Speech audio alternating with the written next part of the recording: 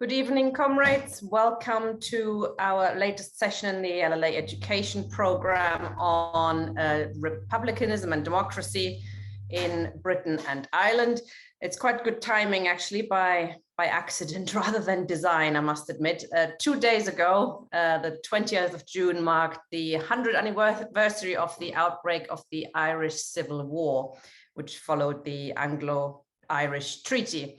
And tonight we're looking at militant Irish republicanism from the Fenians to James Connolly, and I'm sure that will come up as well. So our speaker tonight is Kevin Bean. So without further ado, here he is. Thank you for joining us, Kevin. Okay, thanks, Tina. Thanks, comrades.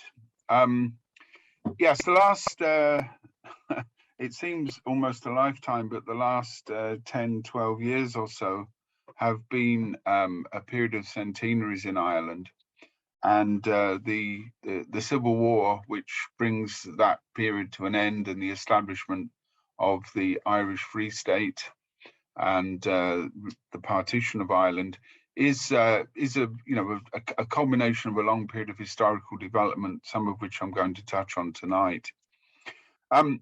It's part of the series when we've been looking generally at the battle for republicanism, battle for democracy in Britain and Ireland, and I'm going to focus on Ireland today. Ireland, in the period that we're talking about, from the middle of the 19th century up until the early 20th century, has something of a contradictory place in relation to the British state. For many purposes, it's an integral part of that state. So, for example, Irish people elect MPs, which then go to Westminster. So insofar as people have the right to vote, which increasingly in the 19th century they are getting, 1867 is quite an important turning point, as are the 1880s. And then, of course, various suffrage acts after that, 1918 and so on. So for those purposes, issues of democracy are in many ways quite common between Britain and Ireland. But there is, of course, one other central issue, and that is that Ireland is not governed in the same way that Britain is. It has a type of colonial administration. It has a Lord Lieutenant, a Chief Secretary, and indeed it operates from Dublin Castle, a very centralised administration. And this reflects really the different political, social and economic system in Ireland. And it's the link between those things that I want really to touch on this evening. I don't intend to go much further beyond the early years of the 20th century, and particularly on Conley himself. I'm hoping to include him in the next educational series on Lives of the Left. Pardon me, on Lives of the Left. So much of his career, oh dear, sorry. Much of his career we'll look at in that session, and of course those other aspects of Irish history too. But I want this evening to try to look at how a number of issues interrelate, particularly the battle for democracy, but also the battle for national independence, which in the Irish case is effectively the same thing, but also issues of social emancipation and indeed struggles over land. And that, of course, highlights another important difference between Britain and Ireland, that Ireland, although it has urban areas and in the northeastern corner in the 19th and 20th century has a degree of industrialization, is predominantly an agricultural country. But it's not an agricultural country comparable to Britain. In many ways, its pattern of land ownership, its concentration of land ownership in large landlords, in the middle period, a relatively weak tenant farmer class and large numbers of landless labourers give Irish agriculture, indeed Irish society, a very different character. So beneath the politics, there are also important questions of class, of ownership of the land, and indeed control of the land. And you might argue, as I think many socialists would do, many contemporaries did, that the battle for national democracy is also a battle for ownership and control of the land, so that when people talk about Irish democracy and they talk about Irish national independence, they're often talking about controlling the land. And of course, the questions of land ownership, which are always contested in any society, are even more contested in Ireland, because the historical process of the conquest of Ireland saw land being transferred from native landowners to what became known as the Anglo-Irish class of landowners, in origins descendants of conquerors and soldiers and administrators. So the result is that not only do you have the normal class antagonism between tenants and what is effectively a landless peasantry, but you also have a national antagonism, and indeed the sense that these people are foreigners, they're invaders, and the sense of historical grievance. So our battle for democracy here brings in all of the elements that we've seen so far in other struggles for democracy, but it has these added dimensions as well. It's also a battle that was avidly followed and interacts with movements in Britain. So that when, for example, there are protest movements, there are even armed insurrections and general political movements in Ireland, these have their echoes in England as well. And not just amongst the Irish population of England, although that's an important element, but also the British working class as well. So that trade unionists, socialists, radical Democrats often agitate around the Irish question, and issues of democracy, coercion in Ireland then feed back into Britain as well. Indeed, some of the great events of British Labour history in the 19th century often turn around the application of laws in Ireland, protests about coercion, about the withdrawal of civil rights, suspensions of liberties and so forth, have their echoes. And indeed, Karl Marx, who is a contemporary observer of many of these things, often refers to attitudes in the British working class, in the British Labour movement, and his own participation in protest movements about the repression in Ireland. Now, I want to sort of resolve this into perhaps sort of three areas and talk about the sort of key themes. It's a simplification, but I think a useful one, because we could get embroiled in a very complex set of events. The key question in terms of national democracy in Ireland was, I suppose, the degree of self-government. Should Ireland be independent?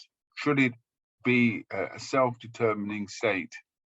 Or should it be have some relationship to the United Kingdom, or perhaps more widely, the British Empire? So the demand for democracy wasn't just the usual demands that the Chartists and others put forward for the right to vote. It was also the demand for self-government. Government in Ireland, as I said, was very centralized, and it was in the hands of what was seen as a sort of alien class, foreign occupiers. So you've got those links. So is the demand going to be for some form of limited self-government, what became known as Home Rule, or is it for an Irish Republic? And this evening, we're obviously going to look at the demand for an Irish Republic, but it's important to remember that tension, and indeed on some occasions, the way that the movement sort of swings between some concessions to Home Rule or self-government within the British Empire and the idea of complete independence. The second issue is essentially, I suppose, just democratic, and that is who has the right to vote. All men, certain classes of men, and of course then all people, including women.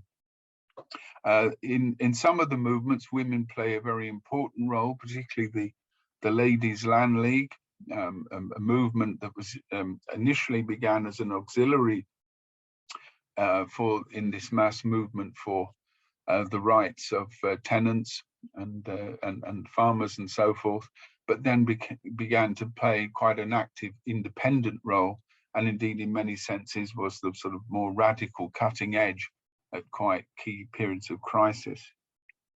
And then, of course, as I've just referred to there, the issue of land ownership. And should there be a transfer of land, and should that transfer of land result in publicly owned land, as some of the more radical elements, such as Michael Davitt, wanted, or should it be simply a form of present proprietorship, turning those peasants and those farmers who are able to buy land or rent land, in a more stable way, turning them effectively into an agricultural class who would eventually become an agricultural capitalist class, or should it should there be other forms of land distribution, redistribution? On top of that, the future of the landlord class, should they, for example, be phased out? Should they be bought off? Or should they still have an important political and social role? These questions are not unique to Ireland. Relations between the peasantry, the landlord class, the nature of both the peasant classes and the landlords are important issues in many countries in Europe. I'm sure comrades will be aware that the issue was an important one in Russia, and indeed the attempts at land reform in Russia in the 1860s and then in the period before the First World War often mirrored or were influenced by and in turn were to influence ideas in Ireland. So you can see that these campaigns do have, I think, considerable ramifications and do raise really quite fundamental questions about the nature of society. Now, the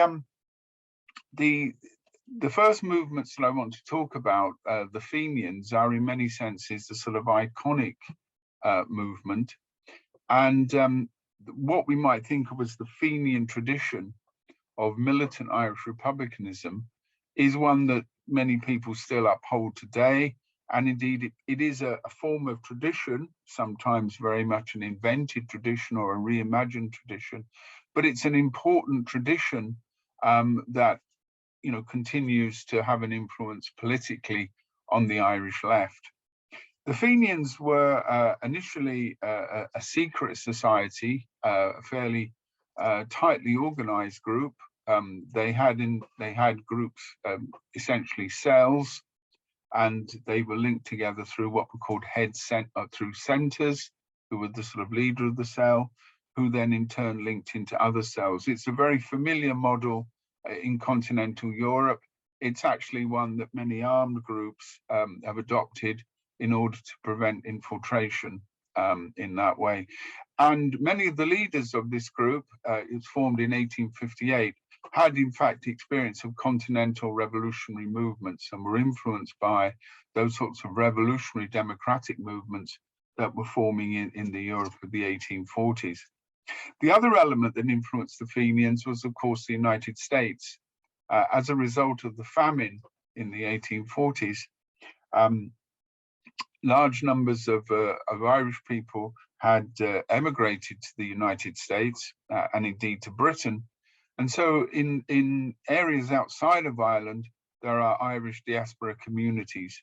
And these communities will have an impact on the politics of Ireland. Many of the earliest Fenians had fought in the American Civil War and indeed had considerable military experience.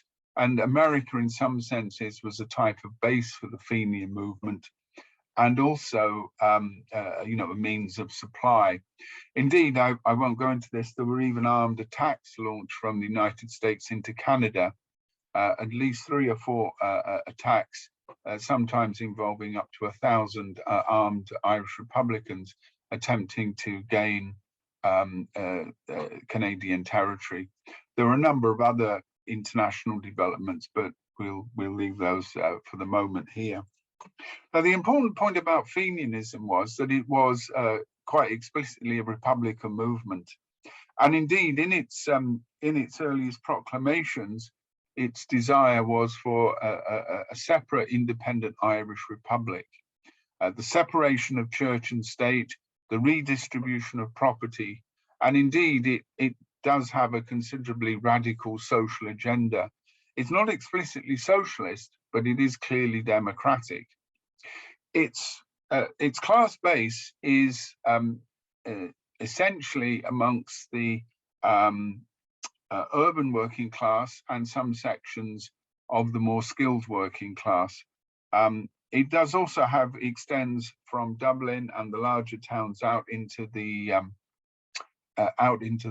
smaller towns and into the countryside, and of course it's quite it's organised in Britain as well. In the city where I'm speaking from, Liverpool, it had probably a couple of thousand members and organised to support the activities at home.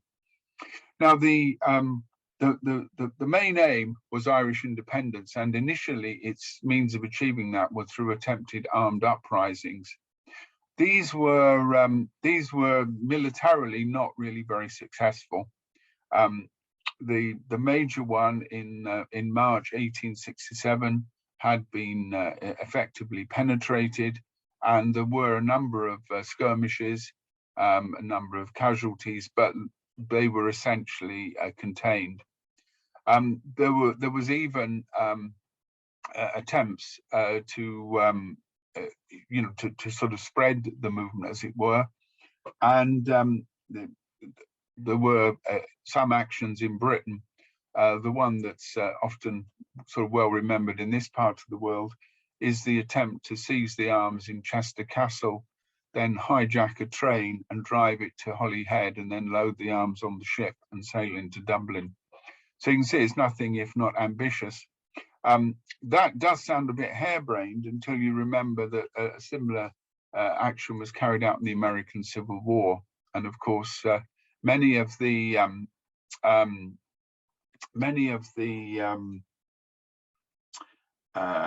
Fenians had been officers in that war, and so had considerable military experience.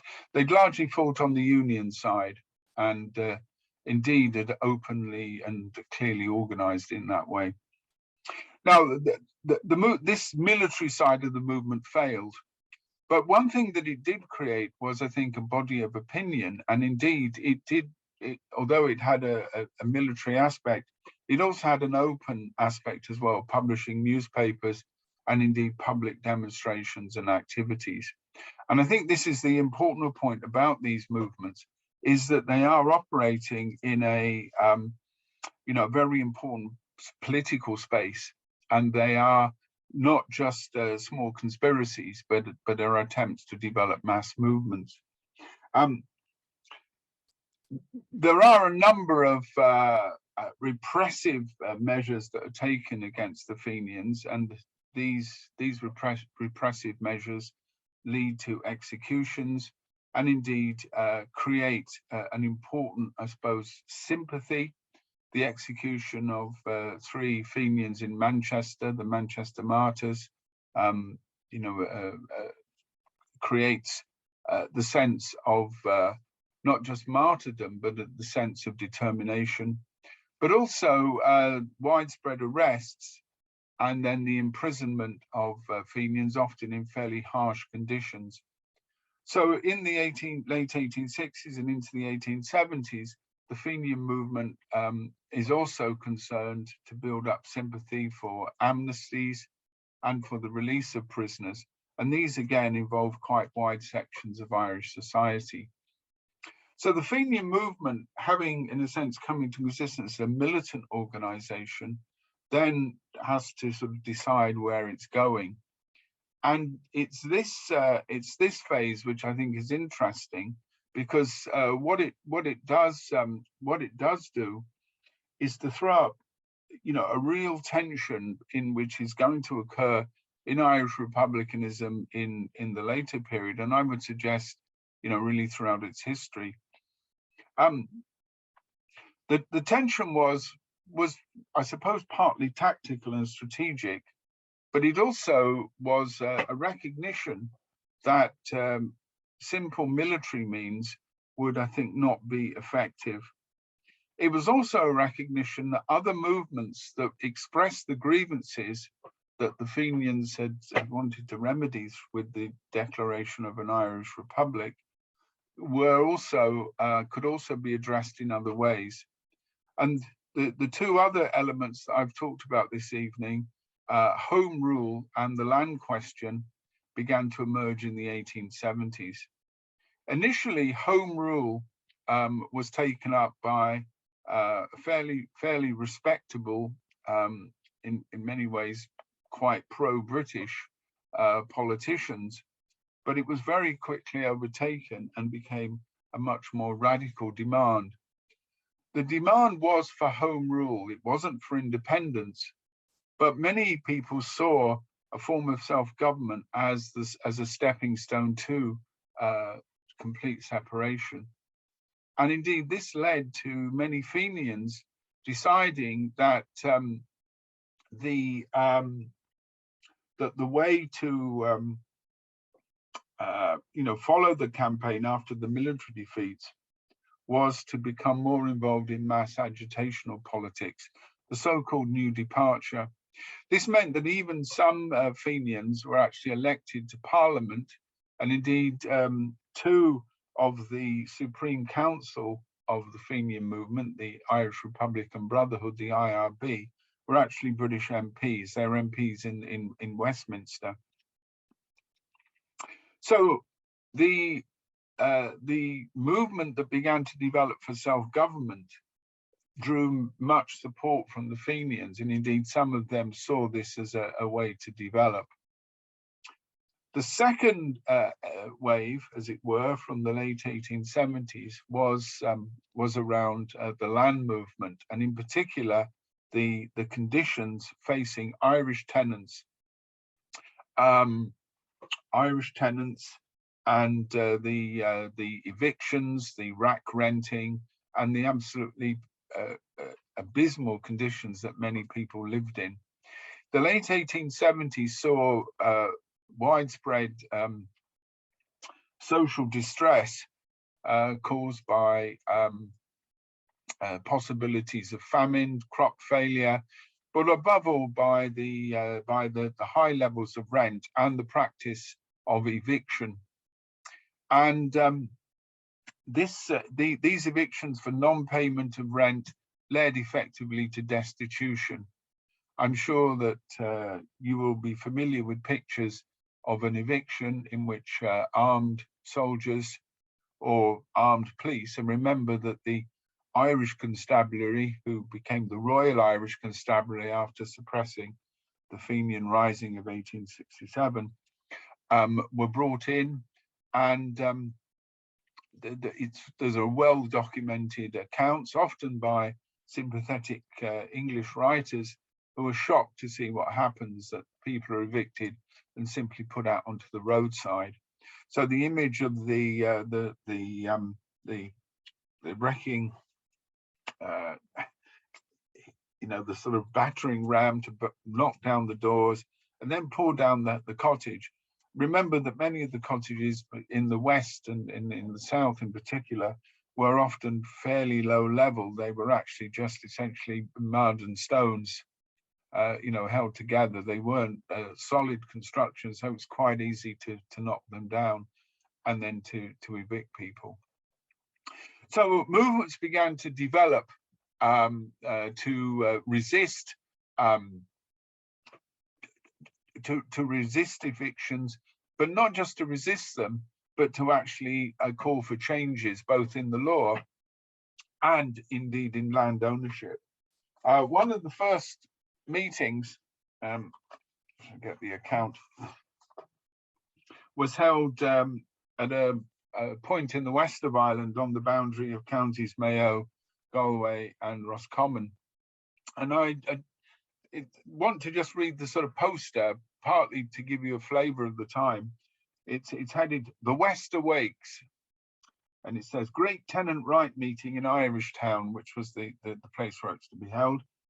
And bear in mind the context. It begins: "From the China Towers of Peking to the Round Towers of Ireland, from the cabins of Connemara to the kraals of Kaffirland, from the wattled homes of the Isles of Polynesia to the wigwams of North America, the cry is," pardon me, sorry, "the cry is down with invaders, down with tyrants, every man to have his own land, every man to have his own home."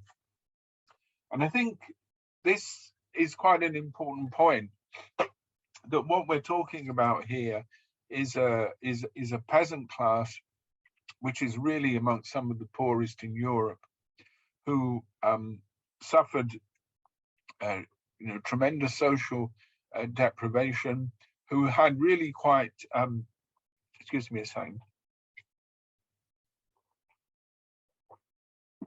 who had really quite low standards of living, and who were really dependent on the land simply to survive.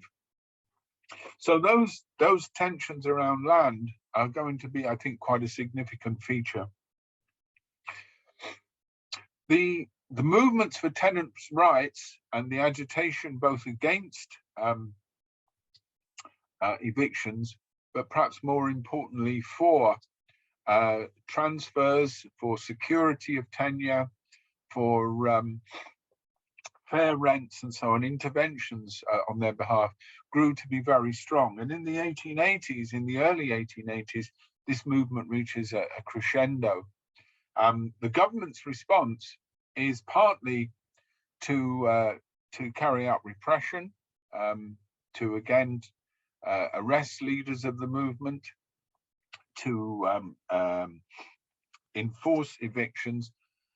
The response of the tenants and of the landless labourers is often quite militant, sometimes attacks on landlords.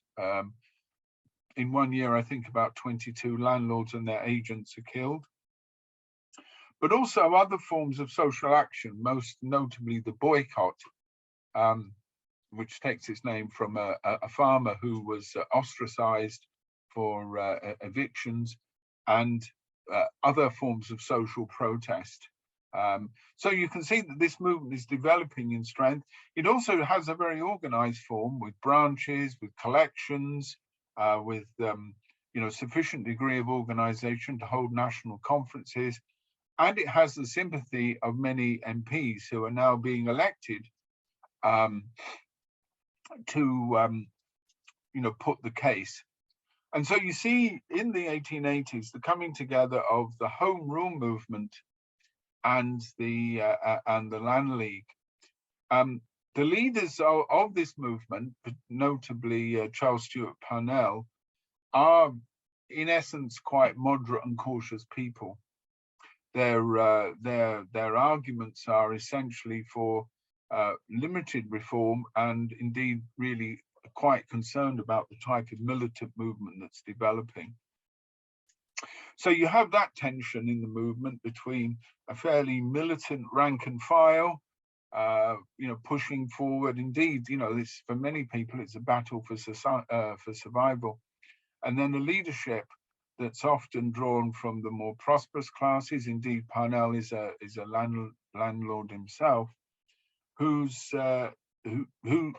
see this movement as being potentially dangerous, but also they recognize that some form of change has to come. Now, the Fenians and the more militant Republicans were torn. They were torn in two ways. Should they participate in this movement? Many of them did. Many of them were active, and there is, in this so-called new departure, a considerable overlap. And there is a fluidity within the movement, so that someone like Parnell, for example, is quite close to the Fenians. Davitt is a former Fenian activist who becomes very significant in the Land League. But there are other Fenians who reject this type of politics, and indeed still want to continue essentially a political campaign, or in the case of some, a purely armed campaign. And indeed, in the 1880s, you get the two things running alongside each other. So you get a militant campaign, primarily organized from the United States, but also from within Britain. And that involves attacks on government buildings, most famously a bomb attack on the House of Commons, and also on Scotland Yard.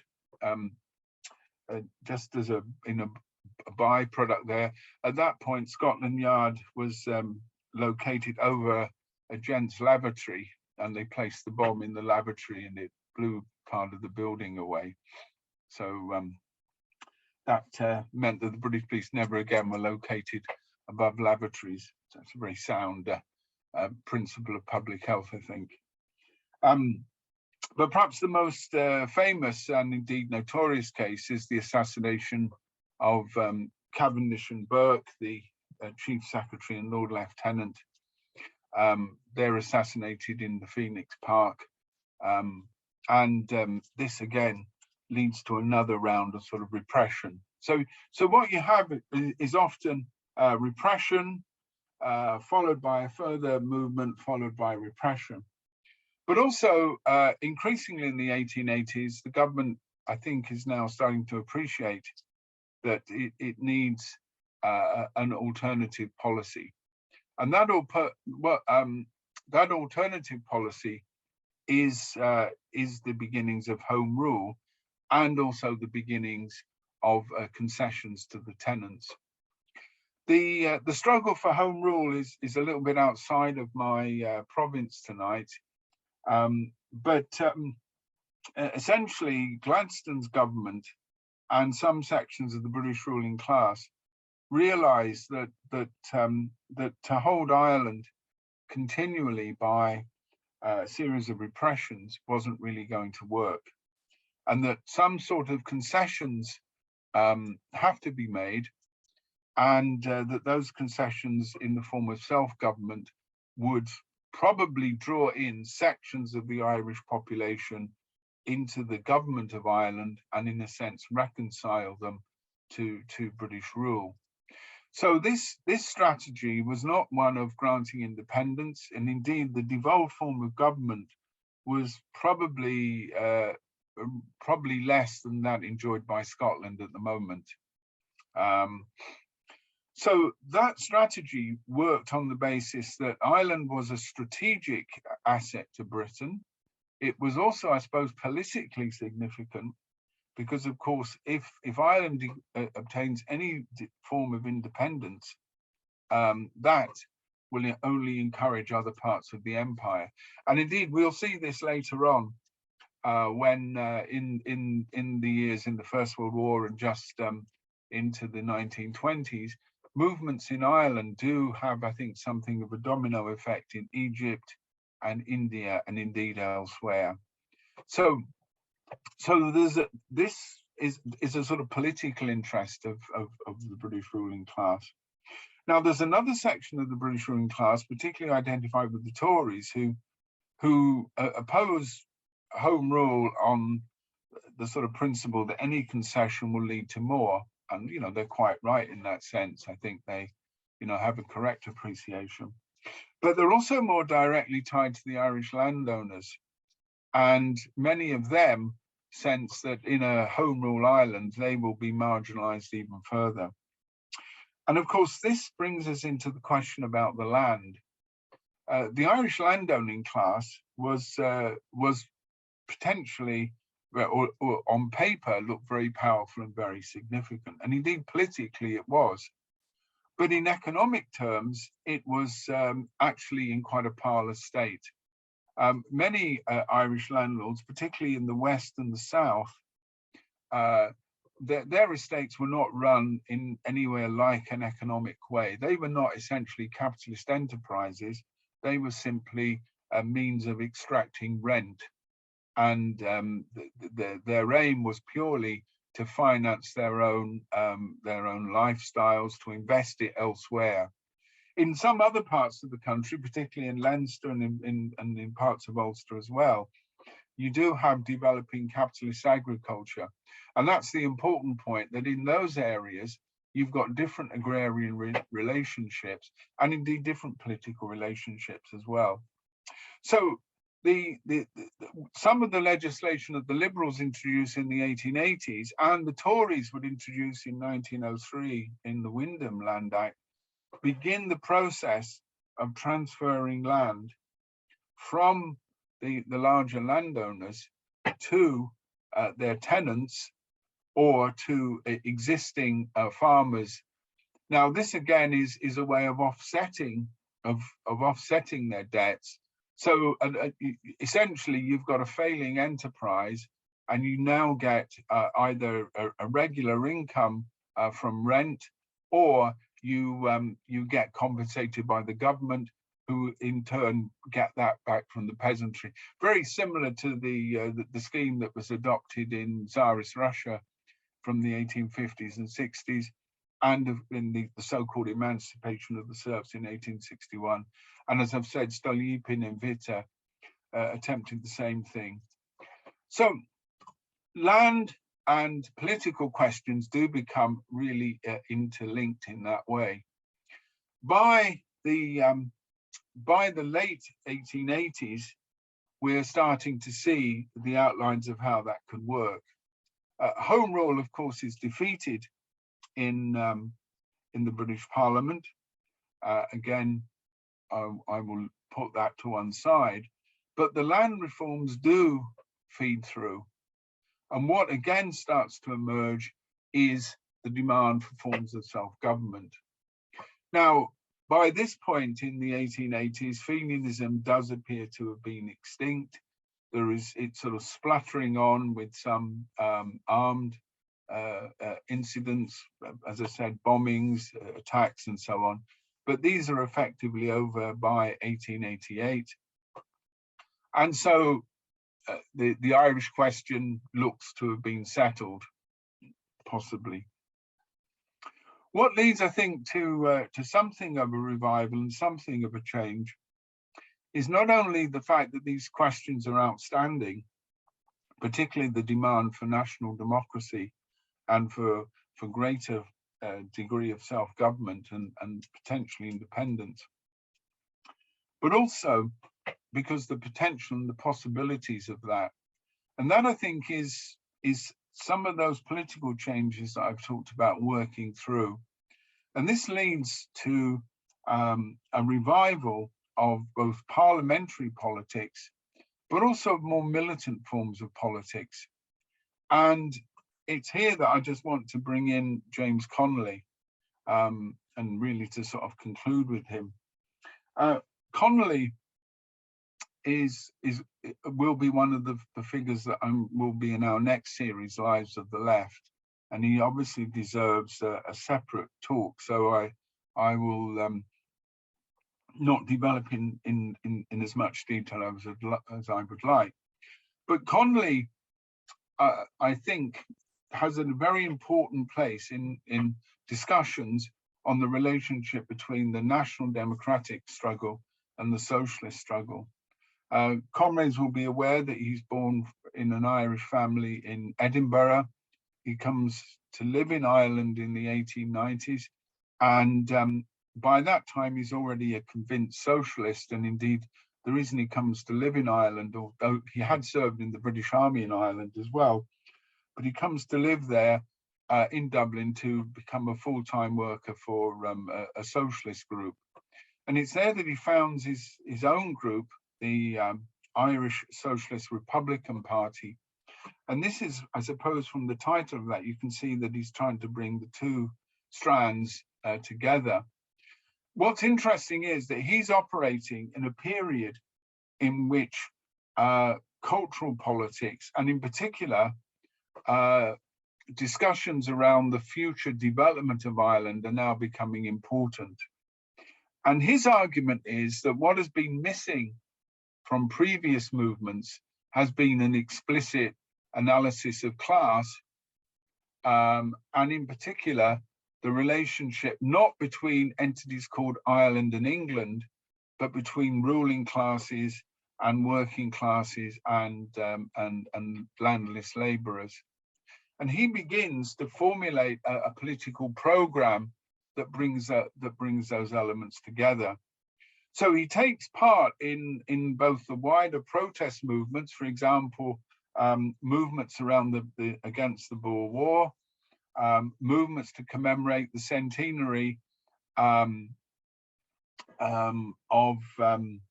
the 1798 Rising.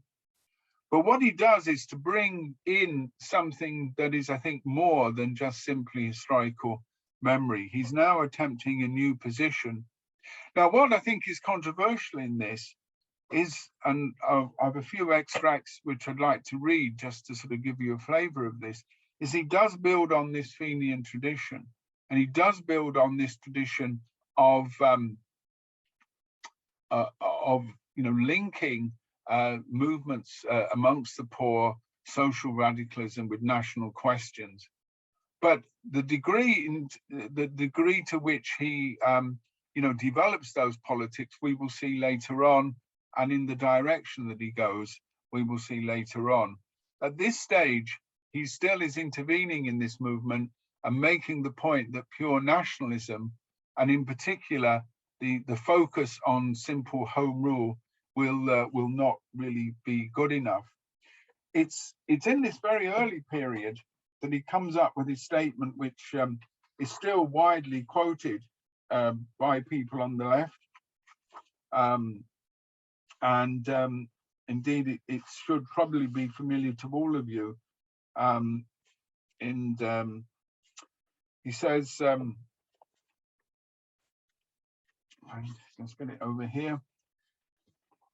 If you remove the English army tomorrow and hoist the green flag over Dublin Castle, unless you set about the organisation of the Socialist Republic, your efforts would be in vain.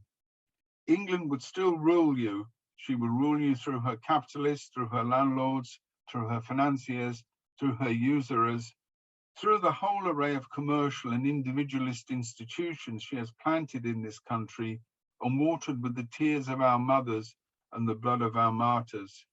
England would rule you to your ruin, even while your lips offered hypocritical homage at the shrine of that freedom whose cause you had betrayed. And Conley's fairly sharp tone there is very much directed both at those who are simply cultural nationalists, but also at what is emerging out of the Land League and out of the Home Rule movement of the 1880s, a new political grouping very much based on the emerging Catholic middle class, which after 1898 will become increasingly more important in local government, and indeed will be the sort of bedrock of the later Sinn Féin movement, and indeed the more conservative elements in the mass Republican movement that will emerge after 1916 and in the First World War. So that is my survey.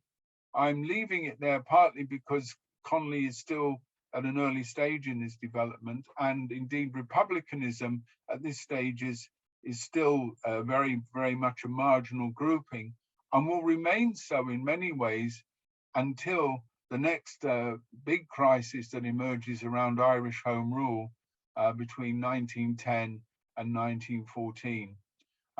But of course, that we will have to cover that in a later session.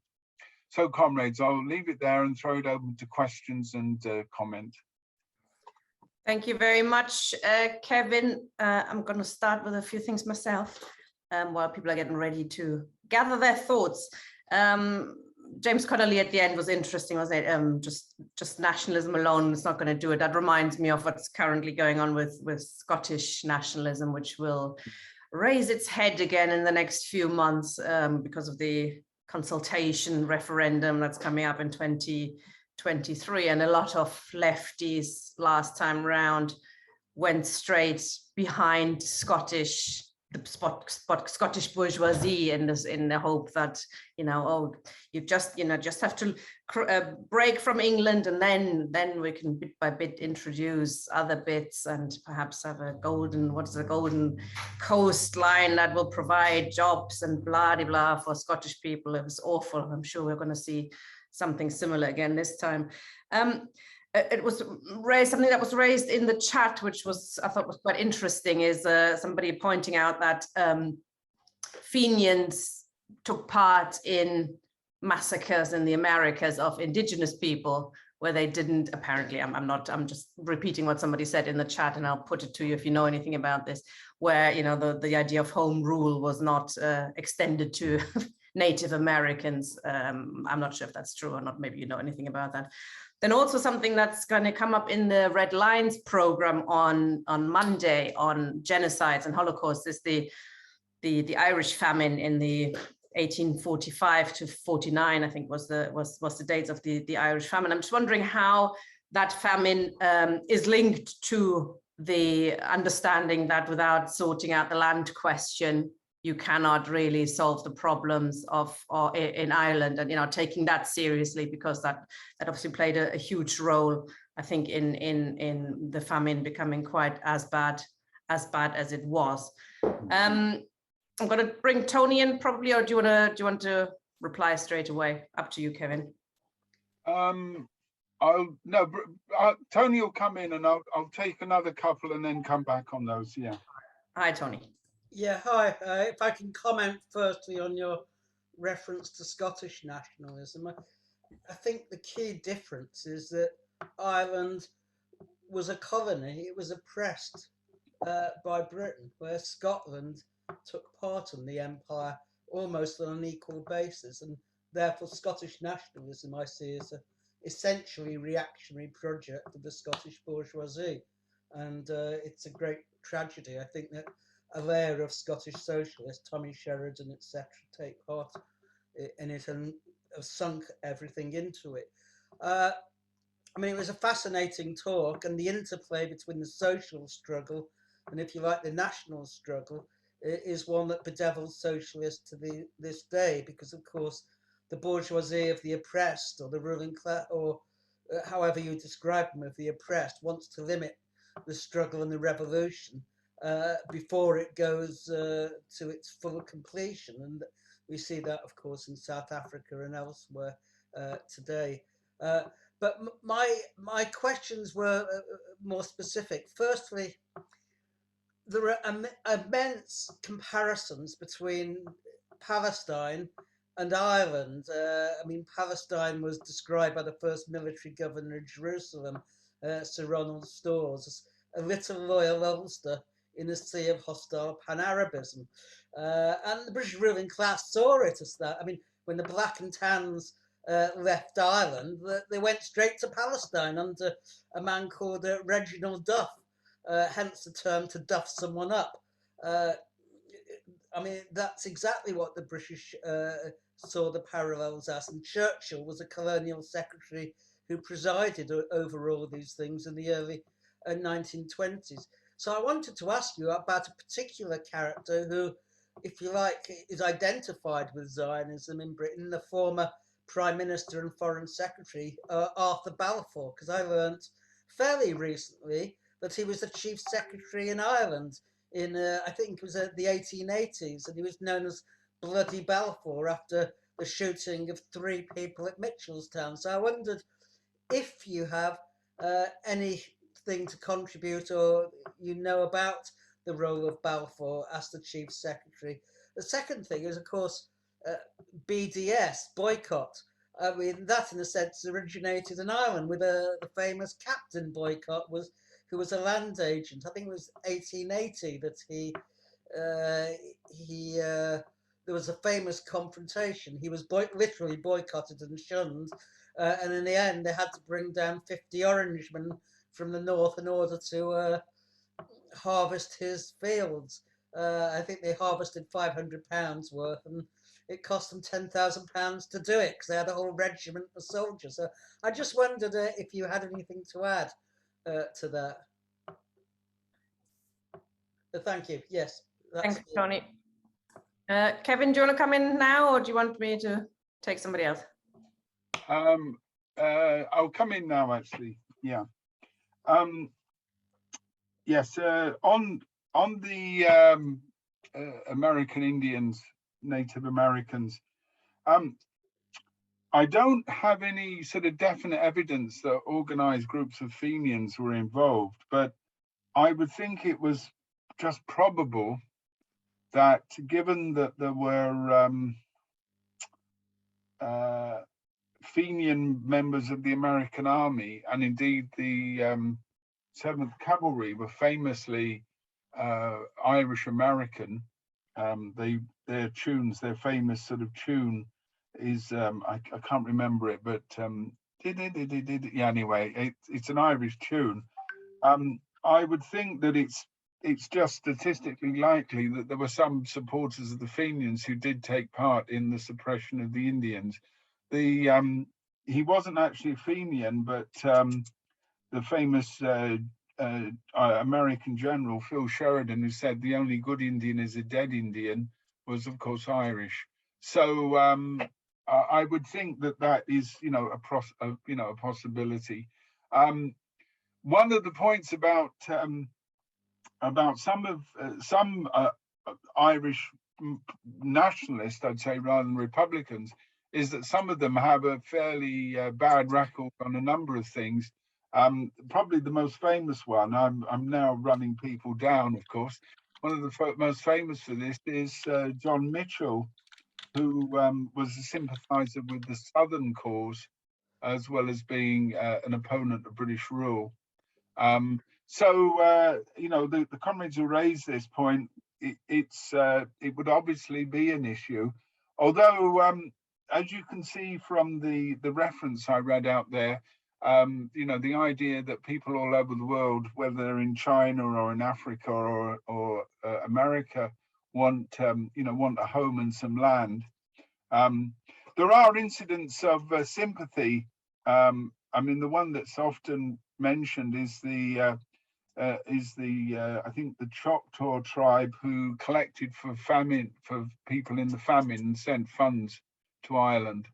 And I think there are some sort of resonances there. But I would think that there probably are. It's not something I've followed up, but I think there probably are American specialists who would have looked at, the role of particular units in the American army that were, carrying out what is effectively the extermination program on the Indian population.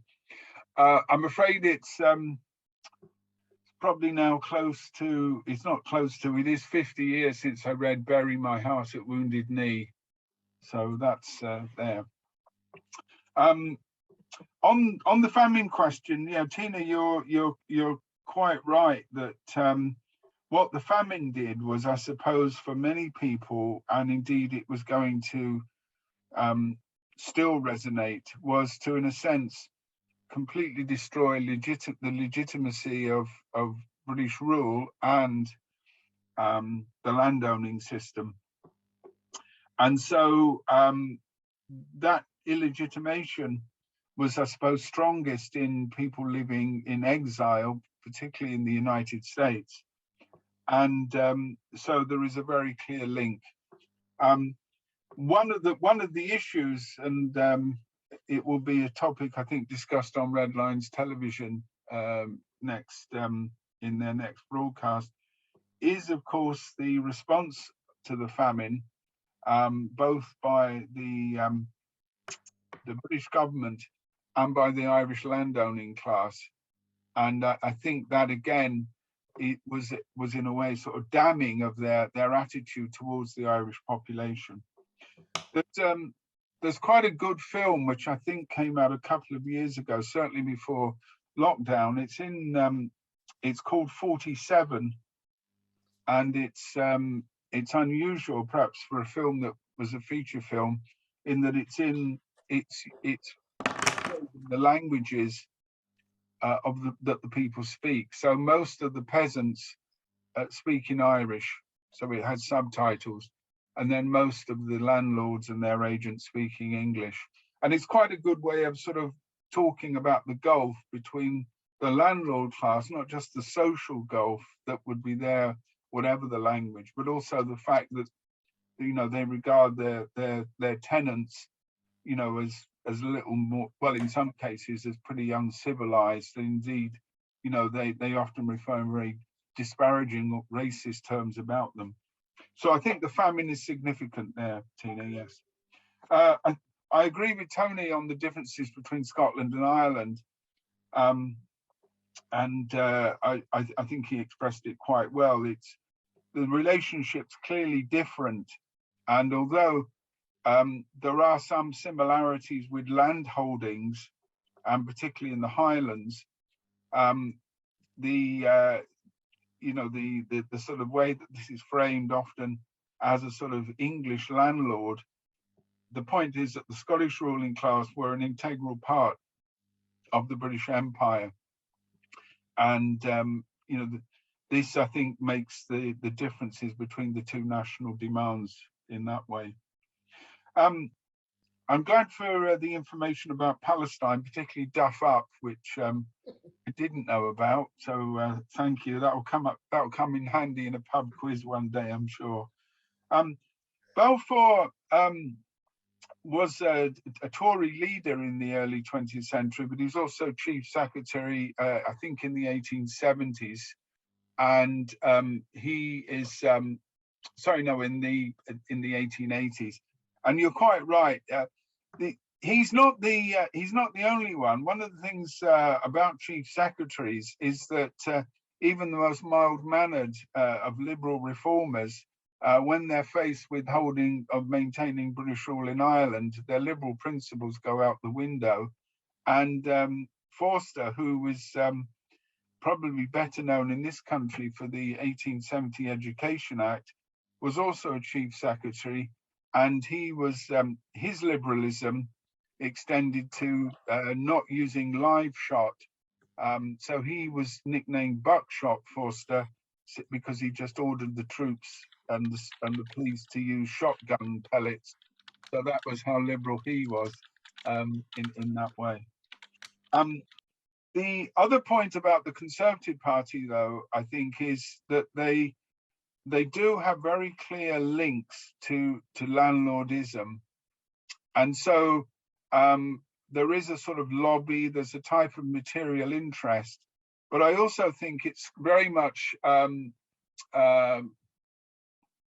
linked to their wider imperial strategy. And their strategy is to make no concessions at all. And you can see that, of course, in their attitude towards the six counties, or you know, to home rule in Ulster, and their desire to maintain that position. So there is a clear sort of split. You know, the Liberals have this reputation, particularly through Gladstone, of trying to you know, pacify Ireland, and of having, you know, be willing to give concessions and so forth. But what you're essentially looking at in this period is you know, the main aim is to maintain the integrity of the British Empire, and you're really talking about the best tactics to do that. You know, the Conservatives and Balfour amongst them, you know, have a fairly harsh reputation.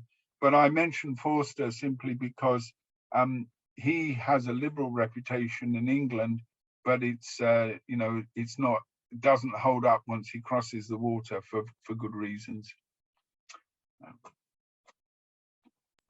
Thank you, Kevin. Steve Freeman, please. Thank you. I think it says unmute myself. I think I have. Thanks very much, Kevin. Great, thank you. I've got 3 points I want to work around. The first one's about the ruling class, and the second one is about Marx, and then the third one's about Conley. Okay, so ruling class, Marx, and Conley. So the first thing is that just to elaborate on the point you made, the fact is that the the United Kingdom, and the clues in the name, is a union state. It's based on the union of Ireland, Scotland, Wales, and England. And it's one in which England is the dominant part of it. Now, when we had an English, I can see Tony smiling at this idea, but Tony would be surprised to find out that when they turned from a national parliament into a union parliament, they didn't put the union parliament in Dublin. They didn't put the union parliament in Edinburgh. They didn't put the union parliament in Cardiff. No, they put it in London. They turned the English parliament into the British parliament in London because England is the dominant part of the union. And that's a strength and a weakness, by the way. It's a strength for the ruling class, which Marx understood very, very clearly, that it was the domination of England, the relationship of England and Ireland, that was the secret strength of the English, British, or Anglo-British, if you want to call that, ruling class. So he saw Ireland and England, not as Ireland as a separate question, but as an interconnected, absolutely. What happens in Ireland feeds back into what happens in England. If Ireland has a revolution, that will lead to a revolution in England, or the other way around, because there's an interaction between them. But I don't think this is just a peculiar Irish phenomenon, but it goes back to the dilemma of the ruling class, therefore, is this, in this union state. Gladstone thought, well, if we got this problem in Ireland, well, let's concede home rule to them, as you pointed out. But the Tories said, well, if you give them home rule, next minute they'll be in that parliament getting up to all sorts of mischief. They'll want more, they'll demand more, they want to go further. So there's the problem. What do? If you don't concede anything to them, it could turn nasty. If you do concede anything to them, it'll get nasty anyway in the long term. And that, of course, the Gladstone problem, if you like, is the problem that Tony Blair had. When Tony Blair gave a parliament to Scotland, he thought that's a concession to Scottish nationalism. But people thought, well, if Scotland has a parliament, what's going to happen next? It's only going to go further. The Scottish people are going to elect people to that parliament, and they're going to want to do something that the British ruling class don't really like. Blair said it's one of his biggest mistakes, by the way. Just like Gladstone, he should never have given them that parliament because they're getting up to all sorts of mischief up there. And it'd been better if we'd have just crushed them straight away. But that's not really an option either. So they're completely and utterly stuck in a dilemma. And Wales, of course, is ultimately no different from all of that. So that's the first thing. So that's about the dilemma of union. The union state, by the way, is not a state of equal nations. There is no right to self-determination in the British Constitution. There is no right to leave unless the Crown decide to allow you to have that referendum, which Cameron did, and Johnson's probably not going to, unless it looks a bit dodgy for him and he thinks he can save his own bacon, etc. Right, now, Marx, of course, what Marx did I talked about this before, the Land and Labour League was a Republican organisation, 1869-70 going on this. But what Marx did was not take the traditional idea that republicanism and land went together, which they do, of course. Land and labour, when I first said, why do you call it land and labour? Because what Marx was doing is saying that republicanism is not just a land question, although it is, it's also about the labour question. Republicanism is about land and labour, hence the term Land and Labour League, and he was a major supporter of the Land and Labour League. And he understood absolutely this link between Ireland and England, which was a source of reaction. What Marx wanted actually was a federal relationship between England and Ireland, but what he came to the conclusion was Ireland had to become independent first of all, and after it had become independent and got its own sovereignty, if you like, its own republic, at that point, it could perhaps get into a federal relationship with England. That would be quite a progressive thing. So first independence, second a federal republic comes afterwards, because then it can be freely and voluntarily entered into by the separate nations. Ireland must liberate itself, and the socialist movement or the working class movement in England must facilitate that movement. It should help in every single way for Ireland to become independent, and in doing so help the English working class to become more revolutionary in the process. But I don't think it purely only a lesson that only applies to Ireland. And then I'll come to my last point, Kevin, which was this. I think we're absolutely right to call Conley a Republican socialist.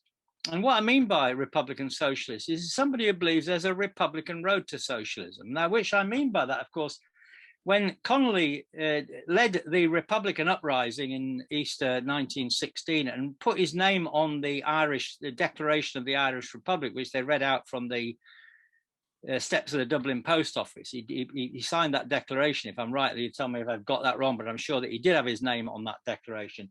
But as you say, Conley understood.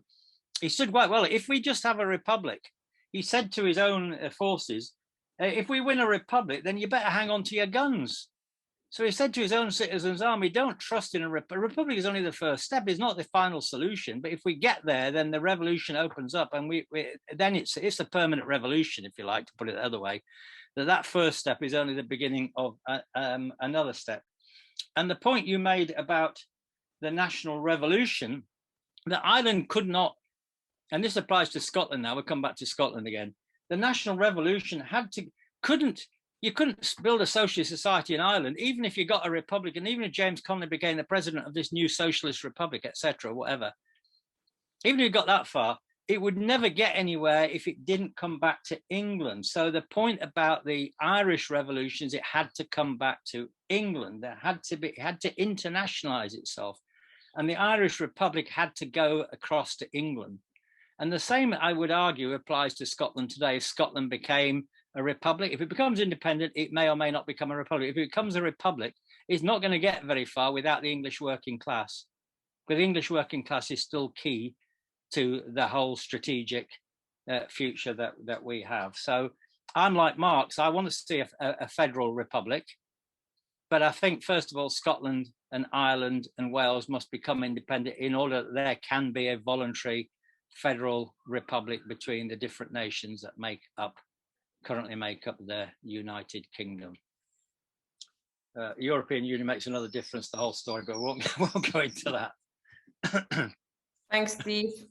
Matthew next.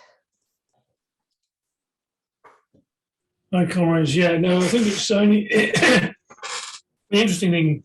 Lots of interesting things on this one. I mean, I think the other thing that Kevin doesn't go into, of course, is the evolution of the Orange movement, which, of course, was deliberate. Obviously, after the uprising in the 1790s, which was led, of course, by nonconformists and Protestants, etc., the ruling class saw the need to be sure to split the forces and to encourage the growth of a movement loyal to itself and to Britain.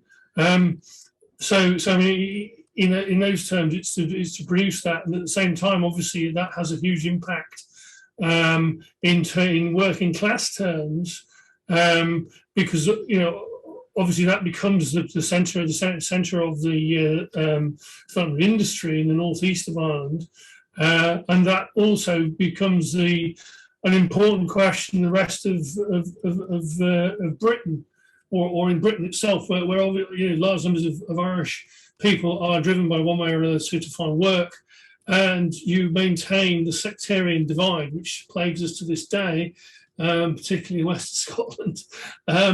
So, I mean, in those terms, and of course, I mean, as a means of splitting the working class. I mean, you see, I mean, here in Glasgow, of course, the skilled engineering workers were deliberately imported from Belfast, and in fact, for instance, in the shipyards, the boilermakers, who were the most skilled level, were always Protestants.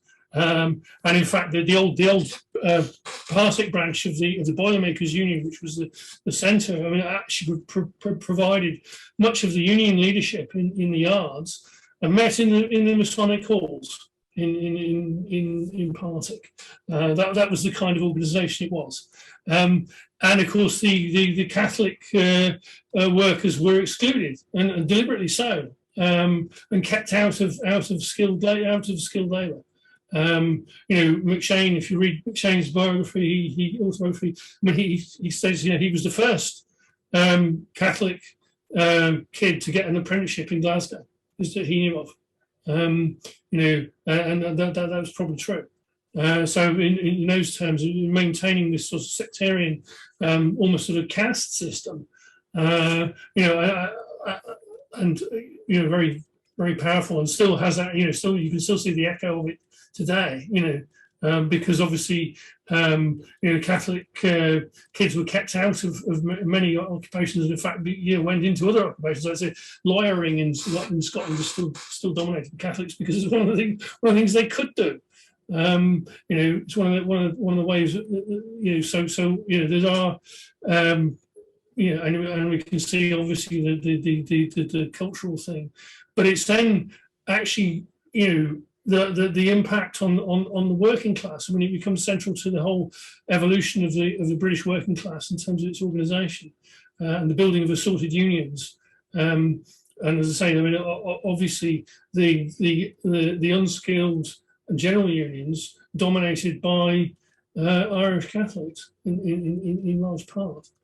So I mean, in those terms, are an important factor. Thank you, Matthew.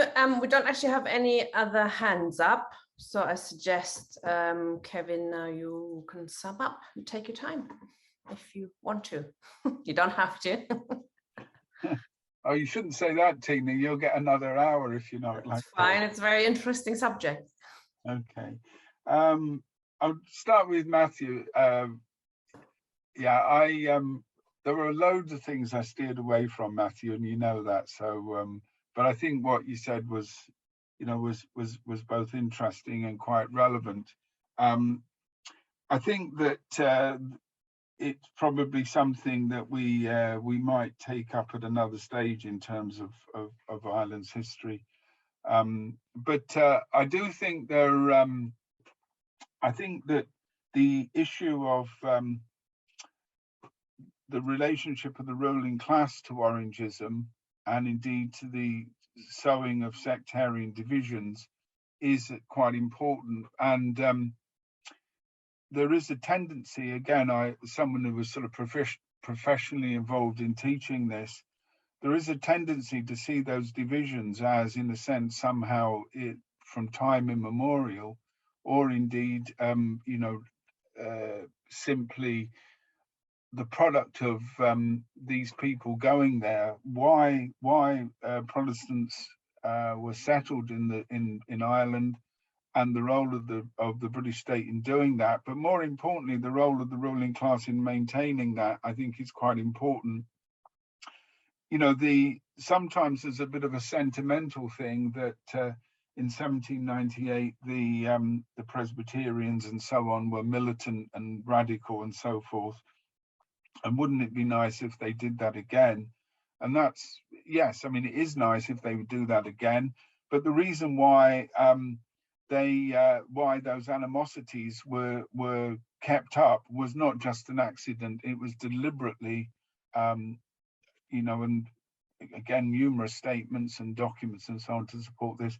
It was deliberately used in that way. And the role of the British ruling class, both in deepening those divisions and then mobilizing them, particularly in the Home Rule crises in the 1880s onwards, the response of the Tories and so forth, I think, is very important there. I'm always amused, since very few of the contemporary Tories seem to have much historical awareness, is the role of that particular grouping in attempting to resist Home Rule and using the Orange Order as a mass battering ram to do it. So but that's another topic.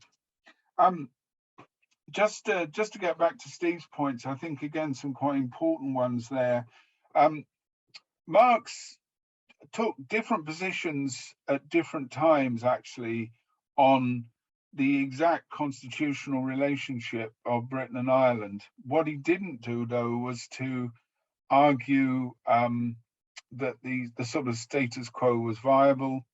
And above all, he made the point that the oppression of Ireland would not only be oppressive in Ireland, it would have an impact in Britain. And in particular, that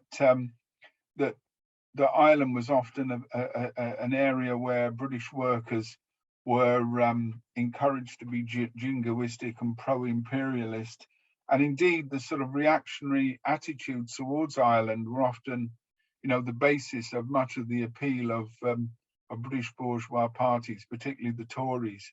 So he saw it both as an absolutely principled question for British workers to, be in favour of self-determination in Ireland, but he also argued that it had really deleterious effects in Britain as well, that the chains, in the famous phrase, that the chains that are, forged in Ireland are then, applied in England.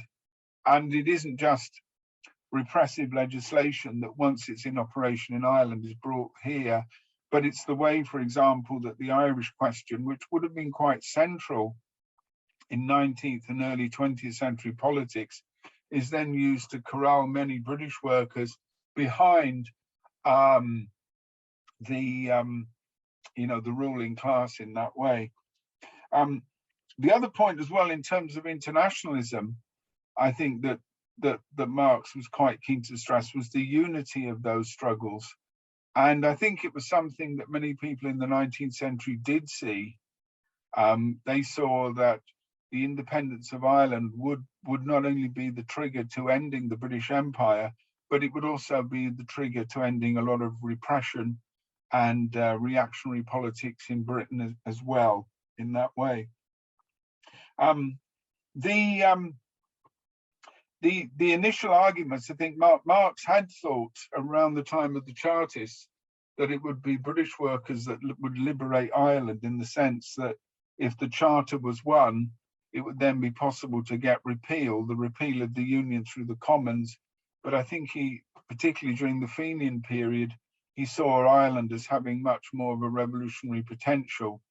I think later, although he was obviously he was dead by the major home rule questions, I think Engels would have gave some sort of critical support to home rule, but that again still is within that basic principle there. On the sort of Scottish question, I think comrades have sort of really explained that or explored that. I do though think that Steve's got an important point historically about the role of Ireland in the formation of the British state. And if you look at how that state is developed, Ireland does have quite an important function within it. And that function is often not just as a sort of test ground or a training ground or an area to sort of test itself, but it's also an area of expansion. And it's also an area, I think, of sort of experiment, particularly for what will happen in later colonies, initially in the United States, but later in other places as well. Also, I think that the Irish state and the British state holding on to Ireland and the implications of that and the way that that is done also have important, political, impacts. The impact of Ireland on Britain, I think, is just woefully not misunderstood, simply because it's usually taught in terms of somewhere where there's trouble. And the way that it feeds back into the centre of British politics and to the nature of the British state, is, as I said, is often just not even thought of. The other point as well, and it partly comes up in connection with contemporary politics, is that the union of Britain and Ireland, the United Kingdom, was actually not on the same level or the same nature as that between England and Scotland. And Steve's point about the location of the Parliament, to a certain extent, sort of symbolises that. So Ireland always was, in quote, a place apart. I mentioned the Irish police force, the Royal Irish Constabulary after 1867. They were always armed and a paramilitary force. So whereas the famous British Bobby was deemed to be unarmed, and generally was. In Ireland, they were armed from the beginning, and they were a paramilitary organisation. They had different ranks, and indeed, it's possibly a term that's now falling out of use because of age and so forth. But it was very common, even in the 26 counties, to refer to where the Gardaí, where the police force were located, as the barracks. You may know the novel by John McGahern, which is called The Barracks, and he was the son of a policeman. So certainly when I was a child, and I think even until about 10 or 20 years ago, people routinely referred to what in Britain's called a police station as a barracks. And if you look at the old RIC barracks, you'll see why they are. But it isn't only that; it's other aspects of in Ireland, of British rule in Ireland, give it a very different character. It has a national education system. It doesn't have many of the democratic institutions that arose in Britain, partly because of its different social structures, but also through democratic struggle. Ireland was, and Engels says this when he's writing back to Marx. He says, "I've never seen so many gendarmes in a country." And I think he says later on in the letter, if you think Prussia's bad, well, just come to Ireland. And Prussia in the 19th century was a sort of byword for militarism and repression, and people going around under strict controls. So that sort of history is not just a history of grievance. It's not just a case of running up a charge sheet. It's actually saying that the state that emerges is very much shaped by its experience in Ireland. Of course, this is then going to be taken out to the further empire in that way.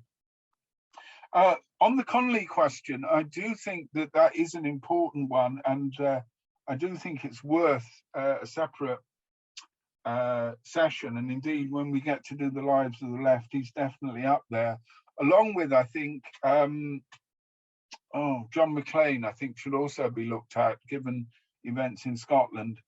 I think that Conley's politics go through a number of iterations.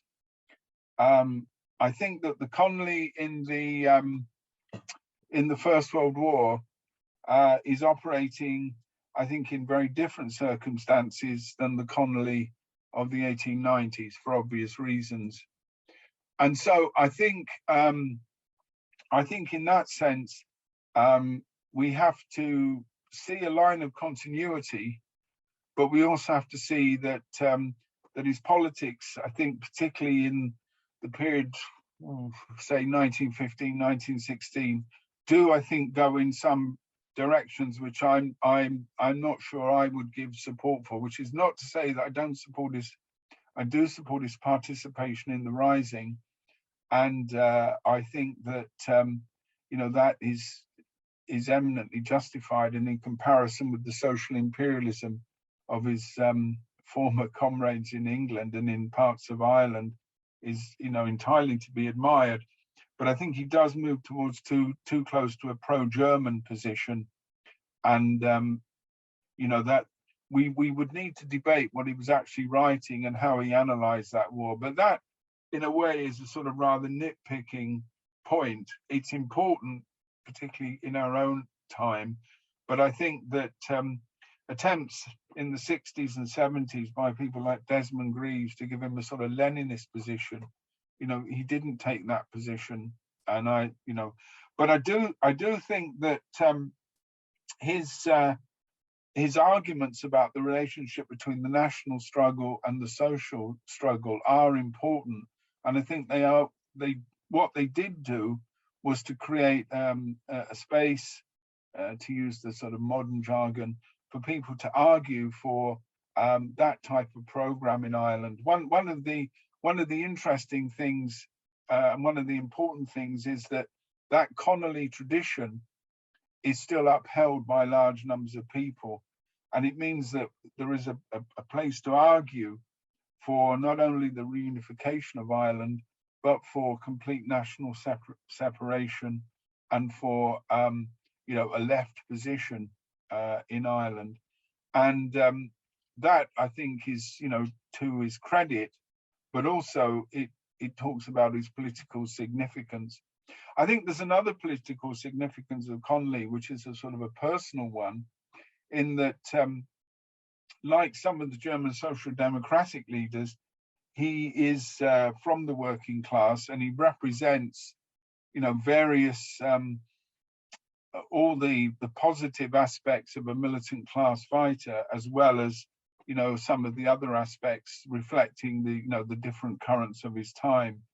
And so, you know, he's a not a unique figure, but he's an unusual figure in that he doesn't come from a particularly intellectual or educated background. I mean, I think Tony and Matthew have put up little snippets about his early childhood and so on. He came from pretty straitened circumstances, and you know, his own abilities and his own commitment and so on, you know, I think are to be admired. I think he's a very admirable figure and very much, you know, an inspirational figure. So I'll leave it there, but we definitely will be talking about him, and we can actually look at his position, I think, in a lot more detail in the Lives of the Left series. Yes, I'm very much looking forward to that. Hope we can have an overview soon of the lefties that we will be looking at, which I know you're working on, so that'd be great. Next week is going to be the final session in this series, and it's going to be on the suffragettes or the suffragists. Is that the way? It's suffragists, isn't it? Is the more both, I think. Yeah. And that will come up, I'm sure, in the talk. Yes, indeed. And Sylvia Pankhurst as well, but she might also come up in the Lives of the Left. Yeah, she's also another one. All the good ones we're leaving for Lives of the Left to liven up your summer. Excellent. We're looking forward to it. Thank you very much, Kevin. Thank you for joining us tonight, and see you soon, comrades. Bye-bye. Bye.